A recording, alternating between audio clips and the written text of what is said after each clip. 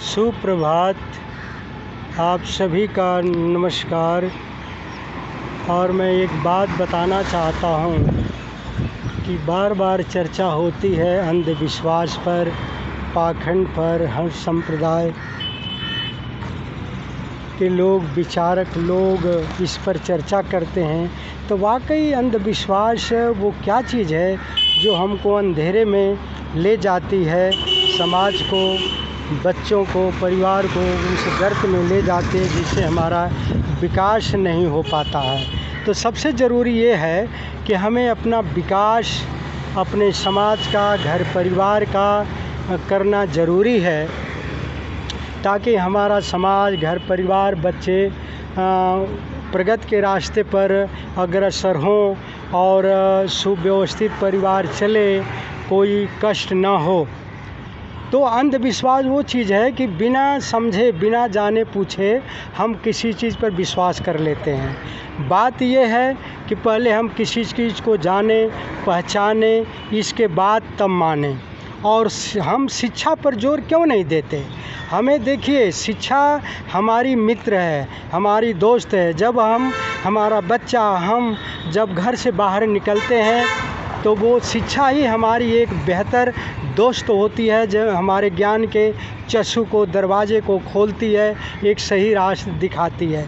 तो हमें कुछ ऐसी चीज़ें होती हैं जो हमें देखने में लगता है कि ये हमारे दोस्त हैं, लेकिन वो हमारे दुश्मन हैं। अंधविश्वास हुआ, पाखंड हुआ, अशिक्षा हुई, बेरोजगारी हुआ। शिक्षा, अगर अशिक्षा है तो बेरोजगारी और गरीबी तो आना ही आना है, ये तो निश्चित है। हम किसी धर्म के हो, संप्रदाय के हों, किसी भी जाति के हों, लेकिन इस पर हमें ध्यान लगाना ही पड़ेगा, सोचना ही पड़ेगा कि हम वाकई में चाहते क्या हैं, अपने परिवार का, समाज का, बच्चों का विकास चाहते हैं कि नहीं चाहते हैं। सच बात यह है कि कोई एक डकैत हो, चोरी हो या शराबी हो, कभी अपने बच्चे को वो शराबी बनने की जुगत नहीं बताएगा, शिक्षा नहीं देगा। चोर जो है, चोरी करने की बात अपने बच्चों में नहीं बताएगा, छुप के करेगा, वाइफ से,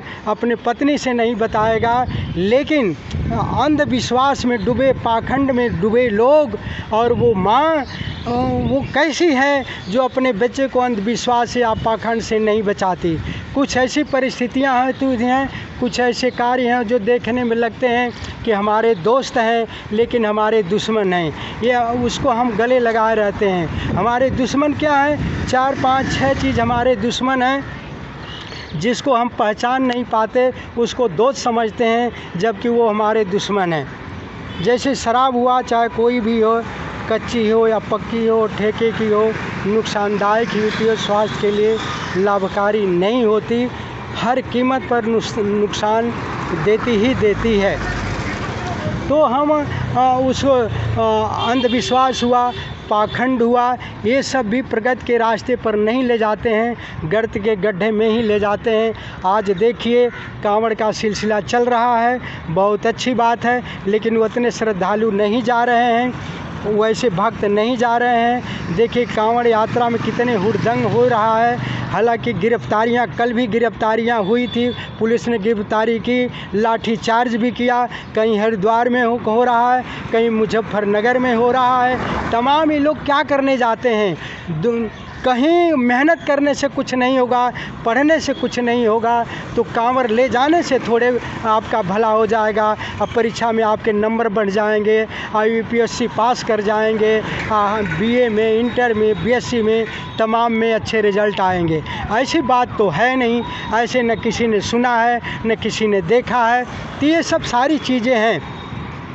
अब राग है, द्वेष है, हम उसको गले लगाए रहते हैं। लोभ है, लालच है, किसी लालच में पड़ कर के अपना नुकसान हम कर जाते हैं, लेकिन सही रास्ते पर नहीं पहुँचते, जिससे हमारा देश, हमारा समाज विकास के रास्ते पर नहीं चलता।